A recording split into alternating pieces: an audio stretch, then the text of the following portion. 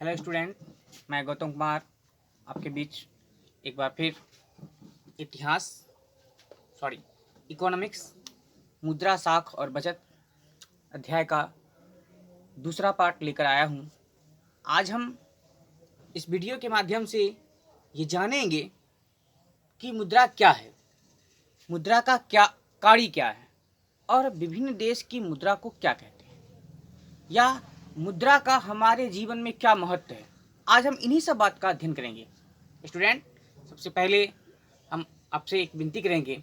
आज पूरा विश्व एक संकट से गुजर रहा है और इस संकट के दौर में मानव जाति अपने सबसे विकट दौर से गुजर रही है। इस दौर में अक्सर देखा गया है कि एक मानव दूसरे मानव से नफरत करने लगते हैं। मैं आपसे अनुरोध करूंगा कि आप एक दूसरे से नफरत ना करें, नफरत ना फैलाएं। हो सकता है कि आपके बीच से ही कोई व्यक्ति इस महामारी के चपेट में आ गया होगा, तो हम उससे परहेज करें, उससे घृणा नहीं करें, उसे प्रोत्साहन दें। कहीं ऐसा ना हो कोई बीमारी की जगह स्वतः ही हार्ट अटैक से या गलानी से मर जाए, उसके अंदर हीनता कुंठा जैसे भाव पनप जाए। इसलिए हमें उसे प्रोत्साहन देने की ज़रूरत है ताकि हम इस संकट की घड़ी में भी मानवता की रक्षा कर सकें। आज संपूर्ण विश्व में मानवता तार तार हो रही है। चलिए छात्रों, आप लोग भी बहुत कठिन दौर से गुजर रहे हैं। 10वीं का बोर्ड परीक्षा है, आप घर में बैठे हैं। निश्चित रूप से यह एक चिंता का विषय है। आप अभी स्कूल में होते, कोचिंग में होते, पढ़ाई कर रहे होते, लेकिन आप घर में। फिर भी मैं थोड़ा बहुत कोशिश करके आपकी मदद कर रहा हूँ। आप इस चैनल से हमेशा एक्टिव रहें और अगर आप मेरे चैनल पे नए हैं तो इसको सब्सक्राइब कर दें, लाइक करें। और मैं छात्रों से एक अनुरोध करूँगा कि अगर आपको समझने में कोई त्रुटि नज़र आएगी तो आप कमेंट बॉक्स में लिखकर कमेंट भी करेंगे और हम आपको उसका जवाब ज़रूर देंगे। तो चलते हैं आज की बिंदु की ओर। मुद्रा साख बचत। हमने पिछले वीडियो में जाना कि वस्तु विनिमय प्रणाली की क्या कठिनाई थी, वस्तु विनिमय प्रणाली में लोग किस तरह की ज़िंदगी जी रहे थे, क्या कठिनाई आ रही थी। और आज का जो बिंदु है मुद्रा, मुद्रा है क्या। अगर हम साधारण भाषा में बात करते हैं तो मुद्रा का लोग मतलब रुपया पैसा से लगाते हैं, लेकिन आपको मैं बताना चाहूँगा कि आप एक इकोनॉमिक्स के छात्र हैं तो मुद्रा का मतलब आप रुपया पैसा नहीं कह सकते। मुद्रा का मतलब होता है वह माध्यम, मुद्रा वह माध्यम है। मुद्रा क्या है? एक माध्यम है, एक सहायता करता है किसमें? लेन देन करने में। फॉर एग्जाम्पल एक एग्जाम्पल लेते हैं। हम यहाँ से खगड़िया गए और खगड़िया जा कर के हमको कोई सामान परचेज करना है। मेरे पास रुपया नहीं है, खगड़िया में कोई दुकानदार नहीं जानता है, तो ना मेरा साख है ना कोई मुद्रा है, तो दुकानदार हमें कुछ भी सामान नहीं देगा। लेकिन अगर मेरे पॉकेट में पैसा है तो वह दुकानदार मुझे पहचानेगा भी और सामान भी देगा। तो यह रुपया क्या हुआ? एक माध्यम बना। हम उस दुकानदार को चंद सिक्का दिए और सिक्का के बदले में क्या किए? हमने कुछ सामान खरीदा। साधारण भाषा में, अगर साधारण अर्थशास्त्र की भाषा में कहेंगे तो मुद्रा विनिमय का माध्यम है जिसके द्वारा हम विनिमय कार्य करते हैं। याद रखिएगा, मुद्रा विनिमय का माध्यम है जिसके द्वारा हम विनिमय कार्य करते हैं। लेकिन कुछ वैज्ञानिक महोदय ने अपने अपने हिसाब से परिभाषाएं दी है। परिभाषा जो निम्न है। नेप महोदय कहते हैं कोई भी वस्तु जो राज द्वारा मुद्रा घोषित कर दी जाती है वह मुद्रा है। हम जिस राजा के राज में रह रहे हैं, अगर उस राजा ने किसी भी वस्तु को मुद्रा घोषित कर दिया, ये की है चाबी है, अगर सरकार ने इस चाबी को मुद्रा कह दिया, घोषित कर दिया, इसको लीगल बना दिया, तो मेरे लिए यही रुपया होगा। आज कागज का नोट, आरबीआई का सिंबल, आरबीआई के द्वारा जो दावा है उसके माध्यम से हम उसको मान लेते हैं, कागज के टुकड़े को भी रुपया मान लेते हैं। उसमें क्या लिखा हुआ है, कागज के टुकड़े पर क्या लिखा हुआ, मैं आपको पढ़ के बताता हूँ। देखिए लिखा है, मैं धारक को 500 रुपया अदा करने का वचन देता हूँ, और यहाँ गवर्नर का सिग्नेचर है। इसका मतलब क्या, इसने दावा किया है कि आप जब रुपया किसी को दे रहे हैं इसका वैल्यू 500 होगा। यानी इस कागज के नोट को, जिसकी कोई 5 से 10 रुपया कीमत होगा, इसको हम 500 मान रहे हैं। किसके बिहाफ पर, सरकार के बिहाफ पर ही। तो इनका भी कहना है कि कोई भी वस्तु जिसको राज्य यानी सरकार मुद्रा घोषित कर देती है वह मुद्रा हो जाता है। सीलिगमैन महोदय क्या कहते हैं, वह वस्तु जिसे सम्मान स्वीकृति प्राप्त हो। जैसे पहले के जमाना में वस्तु विनिमय प्रणाली में होता था, 2-3 गांव में, जैसे इस गांव में मिर्ची नकदी फसल है, सब लोग मिर्ची के बदले सामान खरीद सकता है आसानी से। मिर्ची दो, सामान आराम से ले लो। तो यानी कि समाज में जिसे सम्मान स्वीकृति प्राप्त हो, जिसको लेने में कोई आदमी हिचकिचाहट ना करे, खुशी खुशी ले ले और उसके बदले में सामान दे दे, तो उसको क्या कहते हैं, मुद्रा कहते हैं। सीलिगमैन महोदय के अकॉर्डिंग वह वस्तु जिसे सामान्य स्वीकृति प्राप्त है वह मुद्रा है। अब कोलबर्न महोदय कहते हैं, मुद्रा वह है जो मूल्य का मापक और भुगतान का कार्य करती है। अब ये डस्टर है, इस डस्टर की कीमत 20 रुपया है। कैसे तय किए, एक मुद्रा के माध्यम से, यानी हमारे पास रुपया है, यानी रुपया के माध्यम से हम इसके मूल्य का पता लगा लिया, और हम मुद्रा के माध्यम से ही उस दुकानदार को 20 रुपया भुगतान करके इस मार्कर को हमने खरीदा है। इसका मतलब है कोलबर्न महोदय का कहना है, मुद्रा वह है जो मूल्य का मापन का कार्य करे और भुगतान में हमारी सहायता करे। चलिए अगला जो मेरा बिंदु है वह है विश्व की विभिन्न मुद्राएं। अभी हम मुद्रा के बारे में बात कर रहे थे कि मुद्रा है क्या। अब हम जानेंगे कि विभिन्न देश की मुद्रा को कहते क्या है।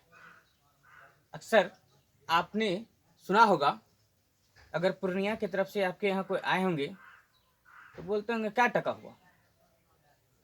आप कंफ्यूज हो जाते हैं, ये टका क्या होता है, क्योंकि हम लोग जिसको रुपया कहते हैं वही लोग उसी तरह से पूर्णिया का लोग, चूँकि बांग्लादेश के पास है इसलिए बांग्लादेश के बॉर्डर के समीप उनका जिला पड़ जाता है, इसलिए बोलचाल की भाषा में लोग वो भी टका बोल देते हैं। यानी कहने का मतलब क्या, बांग्लादेश की मुद्रा को क्या कहते हैं, टका। अब हम दुनिया के कुछ महत्वपूर्ण देश के मुद्रा के बारे में जानेंगे कि उस मुद्रा को कहते क्या। हम 3 से 4 बार बोलेंगे, आप ध्यान पूर्वक सुनिएगा बात को ताकि आपको याद हो जाए। देश भारत, सब जानते हैं भारत की मुद्रा को क्या कहते हैं, रुपया कहते हैं। पाकिस्तान, पाकिस्तान की मुद्रा को भी रुपया कहते हैं। बांग्लादेश, अभी तुरंत हमने बताया, बांग्लादेश की मुद्रा को क्या कहते हैं, टका कहते हैं। नेपाल, नेपाल की मुद्रा को रुपया कहते हैं। अमेरिका, अमेरिका की मुद्रा को डॉलर कहते हैं। इंग्लैंड की मुद्रा को पाउंड कहते हैं।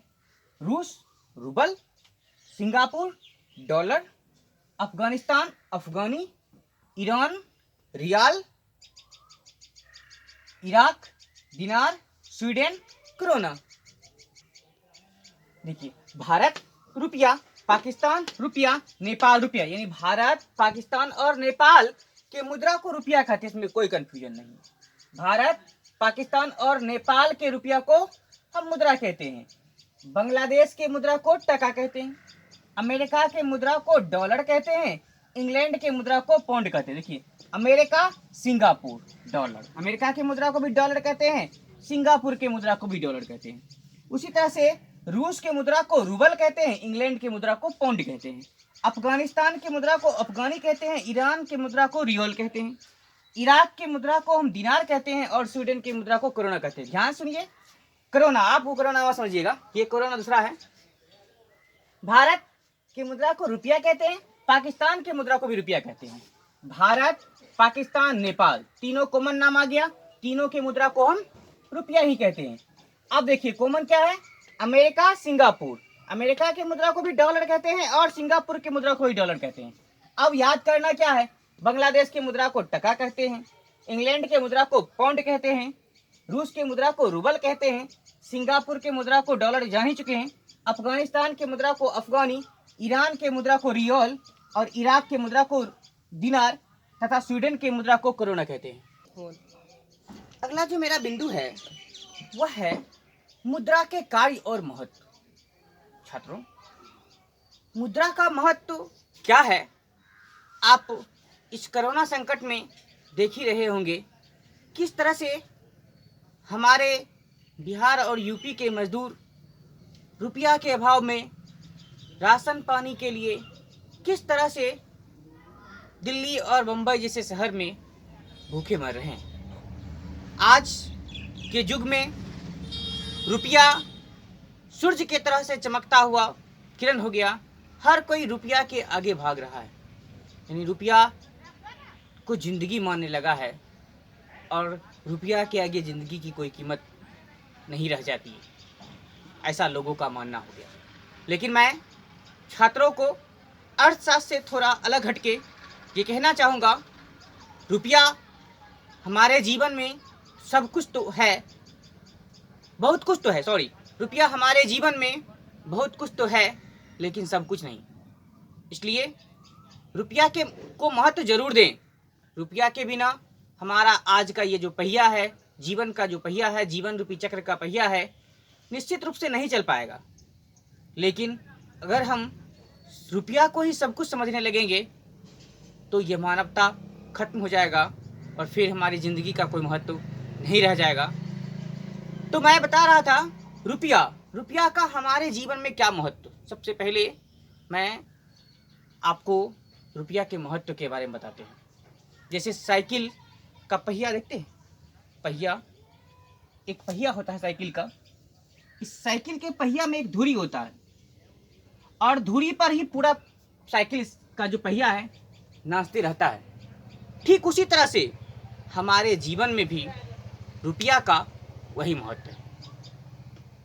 रुपया के बिना हम अपना एक भी दिनचर्या ठीक से नहीं कर पाएंगे। अगर हमारे पास रुपया नहीं है तो सपोज डैट हम आपके बीच वीडियो भी प्ले नहीं कर पाएंगे।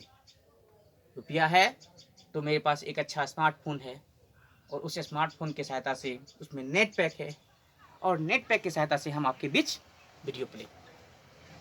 अगर रुपया नहीं होता, मेरे पास संसाधन नहीं होते, उसको खरीदने के लिए पैसे नहीं होते, तो मैं आज आपके बीच नहीं होता। रुपया है तभी आप लोग मेरे संस्थान में पढ़ भी पा रहे हैं और रुपया के वजह से ही आप लोग से रुपया लेकर ही, इसी रुपया के महत्व से ही हम और सारे शिक्षक का वेतन भी देते हैं और उनका भी जीवन चलता है। आज मेरे पास रुपया नहीं होगा तो मेरी ज़िंदगी ठहर जाएगी। हम एक पल के लिए रुक जाएंगे। खगड़िया गए, खगड़िया पहुंच गए, मेरे पास पॉकेट में रुपया खत्म हो गया, मेरी ज़िंदगी वहीं ठहर जाएगी। इसलिए आज के युग में कहा जाता है कि आज का युग अर्थ युग है। इस अर्थ युग में रुपया का बहुत महत्व है और रुपया के आगे लोग अपने माँ बाप तक को भूल रहे हैं, भाई बहन तक के रिश्ते को तोड़ रहे हैं। और रुपया वास्तव में इस ज़िंदगी के लिए बहुत कुछ है, लेकिन मेरे अकॉर्डिंग सब कुछ नहीं है। इसको सब कुछ नहीं माने। रुपया का महत्व है, रुपया अर्न करें, ये ज़रूरी है, लेकिन रुपया के आगे इतना पागल ना हो जाए कि मेरा मानवता मुझे धिक्कारने लगे, मैं मशीन तुल्य हो जाऊं। इस तरह से भी हम अपनी ज़िंदगी को नहीं चलाएं। चलिए, इस रुपया का कार्य क्या है, महत्व तो जान ही गए, करता क्या है रुपया। बहुत काम करता है रुपया, बड़ी काम का चीज़ ना। गाना सुने होंगे, पैसा पैसा क्या करती है, तो क्यों पैसे पर मारती। सुंदर सा गाना है, यानी कि आपके पास पैसा है तो सब कुछ आपके आगे होगा, नमस्तक होगा। तो वास्तव में रुपया करती क्या है, माध्यम बनती है। हमको एक जींस खरीदनी है, मॉल में गए, मेरे पास रुपया है तो मॉल वाले ने क्या किया, मुझे एक जींस दे दी। यानी रुपया क्या हो गया, एक माध्यम का काम कर गया। हमारे और उस मॉल वाले के बीच में रिलेशन बने, संबंध बने, और उस संबंध के आधार यानी माध्यम कौन बना, रुपया बना। अगर मेरे पास रुपया नहीं होता तो वह हमें पहचानने से भी इनकार कर देता, लेकिन रुपया ने क्या किया, मेरी और मॉल वाले से दोस्ती करवा दी, ये पहचान हो गया। यानी रुपया का इतना महत्व है। रुपया क्या काम कर गया, रुपया माध्यम का काम। रुपया किसी भी वस्तु के विनिमय कार्य में माध्यम का कार्य करती है। यानी रुपया के सहायता से हम किसी वस्तु का लेन देन कर सकते हैं। अगर रुपया नहीं होता तो हम किसी वस्तु का लेन देन करते तो सही, पुराने जमाने में होता था वस्तु विनिमय प्रणाली में, लेकिन बहुत कठिनाई से काम होता। दूसरा काम है मापन। जींस पे ही लेते हैं, एक उदाहरण पे आपको बढ़िया से समझ में आएगा। जींस, हमने दुकान में गया, मॉल में हमने जींस, मेरे पास पैसा है, हम बता दी पहले कि हम पैसा के माध्यम से क्या किया, जींस को खरीदा। अब ये जींस कितना रुपया की है, वहां पे लिखा हुआ 1000, 1000 रुपया। यानी क्या, इस रुपया के सहायता से ही इस जींस के वैल्यू का, मूल्य का पता लग पाया। अगर रुपया नहीं होता, कुछ और चीज होता, वस्तु विनिमय प्रणाली होती, तो इस जींस के वैल्यू का पता नहीं चलता। जैसे एक सेर घी के बदले कितना सेर आटा दिया जाए, कितना सेर चावल दिया जाए, उस जमाने में वस्तु विनिमय प्रणाली में लोग को पता नहीं चल पाता था। ठीक उसी तरह से यह नहीं पता चल सकता कि एक जींस की कीमत कितनी हो, लेकिन रुपया ने क्या किया, उसकी कीमत का पता लगा, कीमत तय हो गया। अब संचय, सपोर्टेड वस्तु विनिमय प्रणाली में हम जी रहे हैं। 5 मन हल्दी मेरे पास हो गया, उसमें हल्दी नगदी फसल के रूप में हम खरीद रहे हैं। हम उसको जमा कर पाएंगे, 1 मंथ जमा कर लेंगे, 2 मंथ जमा कर लेंगे, लेकिन लंबे समय तक हम जमा कर पाएंगे, नहीं कर। इसका उत्तर होगा बिल्कुल नहीं। क्यों, क्योंकि वह खराब होने वाली चीज है। लेकिन मुद्रा को हम बरसों तकिया के तोरी में छुपा के रखते हैं। नोटबंदी में देखिए, ढेर सारा लोग निकला, रुपया तकिया के तोरी में, गेंडा में घुसा के, रजाई में घुसा के रखे हुए था। लेकिन उस रुपया को जब निकाला गया, क्या उसकी वैल्यू कम हो गई, उसका वही वैल्यू रहा, वही मूल्य रहा। यानी हम रुपया को संचय कर सकते हैं, जमा कर सकते हैं। जमा करने के बाद यह खराब नहीं होगा। मुद्रा को संचित किया जा सकता है, संचित करने के बाद इसके मूल्य में कोई ह्रास नहीं होगा, इसकी मूल्य जस की तस रहेगी। अब है भुगतान, हस्तांतरण। भुगतान का मतलब हुआ कि मान लिए कि हम खगड़िया गए, खगड़िया में मेरा एक दुकानदार परिचित है, हमने एक जींस खरीदा मॉल वाले से, जींस का वैल्यू 1000 रुपया था। दुकानदार को बोले कि हम 1 मंथ के बाद आएंगे और तुमको 1000 रुपया दे देंगे। दुकानदार क्या किया, सहर्ष हमें जींस दे दिया। क्योंकि फिर हम क्या किए, 1 महीने बाद गए, 1000 रुपया उसको दे दिए, तो उसको सहर्ष वो स्वीकार कर दिया। लेकिन अगर वस्तु विनिमय प्रणाली होती तो हम कहते कि इतना मकई देंगे, तो मकई का रेट कभी कुछ रहता, कभी कुछ रहता, भुगतान करने में असुविधा होती। यानी क्या, मुद्रा के माध्यम से हम किसी भी सामग्री, किसी भी विनिमय कार्य, यानी किसी भी उधारी का भुगतान आसानी से कर सकते हैं। यानी इसमें कोई तरह का दिक्कत नहीं होता। मुद्रा हमारे जीवन में बहुत सारे कार्य को करती है, लेकिन मुख्य रूप से 4 कार्य हैं जो परीक्षा के दृष्टिकोण से भी आप लोग के लिए महत्वपूर्ण है। परीक्षा में बार बार पूछा जाता है, मुद्रा के हैं 4 कार्य महान, माध्यम, मापन और संचय, भुगतान। तो मैं आपसे अनुरोध करूंगा कि अगर आपको हमारे द्वारा जो वीडियो अभी बताया गया, उस वीडियो में बताने के दौरान अगर कोई त्रुटि हुई है या अगर आपको समझ में नहीं आया है, तो आप कमेंट बॉक्स में लिखेंगे ताकि हम उस समस्या का निदान कर सकें। हम सर्वोदय शिक्षण संस्थान यूट्यूब चैनल से बोल रहे हैं और मैं आपसे अनुरोध करूंगा कि मेरे चैनल को लाइक, शेयर और सब्सक्राइब करें। धन्यवाद।